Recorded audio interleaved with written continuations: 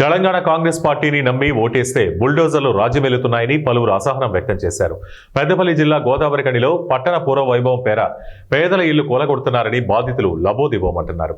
ఎలాంటి ముందస్తు సమాచారం ఇవ్వకుండా కార్పొరేషన్ అధికారులు బుల్డోజర్లతో వ్యాపార సముదాయాలను మట్టుబెడుతున్నారని వారు అధికారులతో గొడవపడ్డారు. ఉన్నత విద్య ఉన్నా ఉద్యోగం రాక సెల్ఫ్ ఎంప్లాయ్మెంట్ చేసుకుంటున్న తమపై స్థానిక ఎమ్మెల్యే రాజ్ ఠాకూర్ బుల్డోజర్లను ప్రయోగిస్తున్నారని వారు ఆవేదన వ్యక్తం చేశారు. రోడ్డు మీద మాకు నోటీస్ లేకుండా వితౌట్ పర్మిషన్ తోటి ఏం తీయకుండా కరెంటు పోల్ కూడా తీయకుండా మధ్యలో అండర్ గ్రౌండ్ డ్రైనేజ్ కూడా ఉంది, అది కూడా ముట్టుకోకుండా డైరెక్ట్గా మేము వచ్చినటువంటి మా జీవనోపాధి వీళ్ళు మట్టి జల్లకి మొత్తం గులగొడుతూ ఉన్నారు. వీళ్ళు ఇది కొంచెం ఆపి మాకు న్యాయం చేయాలి. ఇంకో విధంగా ఏంటంటే అండర్ గ్రౌండ్ డ్రైనేజ్ తీయలేదు, పోళ్ళు ఎక్కడెక్కడ పోళ్ళు అట్లే ఉన్నాయి. ఉత్తగా తవ్వి అక్కడ వదిలిపెట్టిపోతే మేము ఎట్లా బతకాలి? మేము రోడ్డు మీద 500-600 కుటుంబాలు బతుకుతున్నాయి.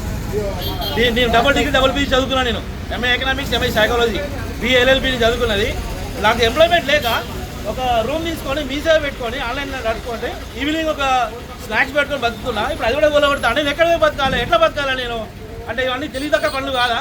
తెలియతోటి అన్నీ ఆలోచించి అండర్ గ్రౌండ్ అనేసి పోలని తీసిన తర్వాత మీరు చేయండి. ఈ పని చేయకుండా తీయకుండా ఇట్లా ఉత్తర కూల కట్టిపోతే మేము ఎట్లా బతకాలి? మేము